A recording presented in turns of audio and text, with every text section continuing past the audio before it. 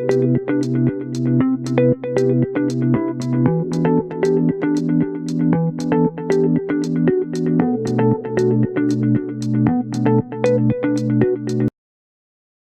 တယောက်ရဲ့အနာဂတ်အတွက်အခိုင်အမာဆုံးအုံမြစ်ကိုချပေးနိုင်တဲ့အရွယ်အသက်တစ်နှစ်ခန့်နာနှစ်အတွက်ကြီးထွားဖွံ့ဖြိုးမှုအကြောင်းကိုအတူတူလေ့လာကြည့်ကြရအောင်ပါတကယ်တော့ဒီအရေးကြီးတဲ့အချက်တွေကိုခိုင်မာတဲ့မန်တိုင်ကြီးတဲ့အနေနဲ့ပုံဖော်ပြီးတစ်ခုချင်းစီရှင်းပြသွားမှာဖြစ်ပါတယ်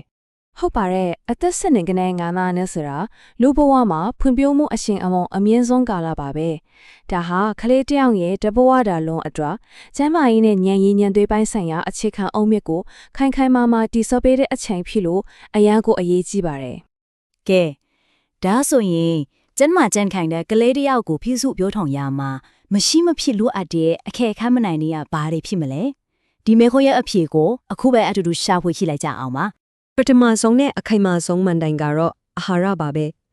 ဒါကလေးတယောက်ရဲ့ခန္ဓာကိုယ်နဲ့ဦးနှောက်ကိုတိဆောက်ဖို့လိုအပ်တဲ့လောင်စာဆီဒါမှမဟုတ်အဆောင်အောင်တစ်ခုရဲ့အခိုင်အမာဆုံးအမြင့်ကြောက်တုံးလို့တောင်ဖြိုးလို့ရပါတယ်ကလေးငယ်လေးတွေရဲ့ကြီးထွားမှုနဲ့တနေ့လုံးစွမ်းအင်အပြည့်ရှိနေစေဖို့အစားကိုအချိန်မမှန်ကျွေးဖို့ကအရင်အရေးကြီးပါတယ်ဆိုတော့အထူးကအစားသုံးတဲ့အပြင်ကျမရင်းနဲ့ညီညွတ်တဲ့တရေစားညွတ်ချင်း၃ချိန်လောက်ထပ်ကျွေးပေးသင့်ပါတယ်ဒီလိုအချိန်စရာလေးအတိုင်းကျွေးတာကသူတို့ရဲ့စွမ်းအင်ကိုတနေ့လုံးတည်ငြိမ်နေအောင်ကူညီပေးနိုင်ပါတယ်အစားတနက်စီမှာအရေးကြီးတဲ့အုပ်စု၃ခုလုံးကအစားအစာတွေပါဝင်ဖို့လိုပါတယ်ခနာကိုတိဆောက်ဖို့အတွက်ဦးငါဘဲစတာတွေစွမ်းရည်ရရှိဖို့ထမင်းအာလူးပေါမိုးလိုအစားအစာတွေနဲ့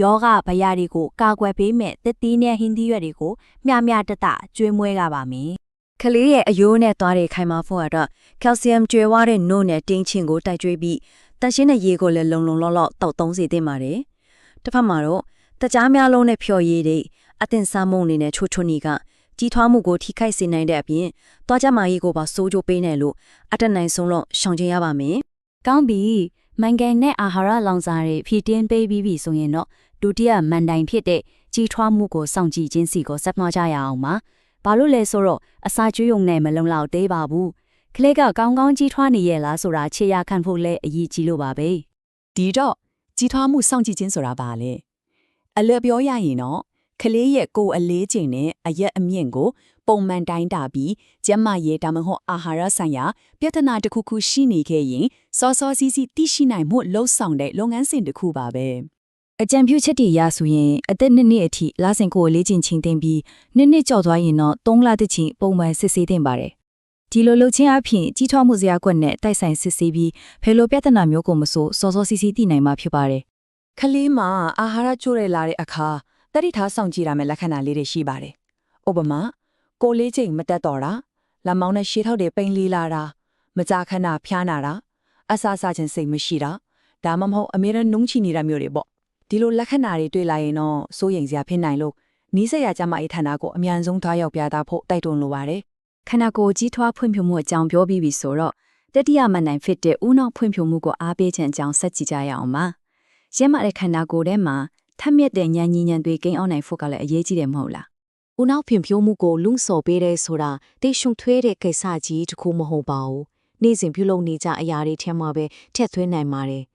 ်ခလေးနဲ့စကားစမြည်ပြောတာတီချင်းဆိုပြတာပုံပြင်းဖတ်ပြတာအတူတူကစားပြေးတာနဲ့ချစ်ချင်းမေတ္တာအပြည့်နဲ့ဂရုစိုက်မှုပြသတာတွေဟာဦးနှောက်ဖွံ့ဖြိုးမှုအတွက်အကောင်းဆုံးသောအားစီးတွေပါပဲဒီခေတ်မှာအရေးကြီးတဲ့အချက်တစ်ခုကတော့ screen time ပါပဲအကြံပြုချက်တွေအရအသက်လက်နက်အောက်ကလေးတွေကို screen လုံးဝမပြသင့်ပါဘူးဘာလို့လဲဆိုတော့သူတို့ရဲ့ဖွံ့ဖြိုးဆဲဦးနှောက်ဟာတကယ်လက်တွေ့ကဘာနဲ့ထိတွေ့ဆက်ဆံမှုပါနေအကောင်းဆုံးတင်ယူနိုင်လို့ပါအသက်ပိုကြီးတဲ့ကလေးတွေအတွက်တော့အချိန်အနည်းငယ်သာကြီးခိုင်းပြီးမိဘအောက်ထင်းသူရဲ့ကြီးကြပ်မှုအောင်မှာပဲထည့်သင့်ပါတယ်ကဲစတုထမနိုင်ကတော့ကီလီအသက်ကျန်းမာရေးဒိုင်းလွှားတစ်ခုတိဆောက်ပေးခြင်းပါပဲဒီဒိုင်းလွှားကိုတကွေတန်းချီနေနဲ့ယောဂကြိုတင်ကာကွယ်ရေးဆိုတဲ့အချက်နှစ်ချက်နဲ့တိဆောက်ရမှာဖြစ်ပါတယ်လက်စစ်ချင်းဟာတိတ်ကိုရိုးရှင်းပေမဲ့အလွန်အစွမ်းထက်တဲ့အလျက်ချင်းတစ်ခုပါကလေးကိုအစာမကျွေးခင်နဲ့အင်တာအသုံးပြုပြီးချိန်တိုင်းမှာလက်ကိုစင့်ကြအောင်ဆေးကြောတာကဝိုင်းလော့ယောဂနဲ့အာဟာရချော့တဲ့မှုလိုပြဿနာတွေကိုကာကွယ်ရမှာအဓိကတော့ချက်ပါပဲခုနကပြောတဲ့ကျမကြီးဒိုင်းလွှားကိုပိုပြီးခိုင်မာစေမယ်နောက်ထပ်အချက်၃ချက်ရှိပါသေးတယ်အဲ့ဒါတွေကတော့အချိန်မီကာကွယ်ဆေးထိုးနှံခြင်းပုံမှန်တန်ခြင်းနဲ့ဗီတာမင် A ဖြစ်ဆွဲအားစီတိုက်ကြွေးခြင်းတို့ပါပဲဒါရီဟာကလေးကိုမမြင်နိုင်တဲ့ယောဂဗျာတွေကနေကာကွယ်ပေးမဲ့အစွမ်းထက်လက်နက်တွေပါပဲနောက်ဆုံးနဲ့အရေးကြီးဆုံးအချက်ကတော့ ခုနကပြောခဲ့တဲ့မန်တိုင်ဒီအားလုံးကိုအတူတကွပေါင်းဆက်ရက်တည်စီခြင်းပါပဲတစ်ခုချင်းစီကအရေးကြီးတယ်လို့ပဲအားလုံးဟာတစ်ခုနဲ့တစ်ခုချိတ်ဆက်နေတယ်ဆိုတာကိုနားလည်ဖို့လိုပါတယ် ဆိုလိုတာကအာဟာရ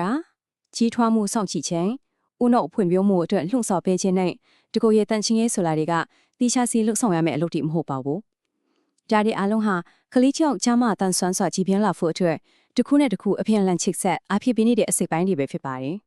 ဒါကြောင့်ကလေးရဲ့ဖက်ဆုံဖွံ့ဖြိုးတိုးတက်တဲ့အနာဂတ်အတွက်ဒီနေ့မှာဖဲမနိုင်ကိုအရင်ဆုံးအားဖြည့်တိစောက်ပေးမလဲဆိုတဲ့အားတက်ဖွံ့မိကုန်လေးနဲ့အတူဒီရှင်းလင်းတင်ဆက်မှုကိုညီကုန်းချုပ်လိုက်ပါတယ်ခင်ဗျာ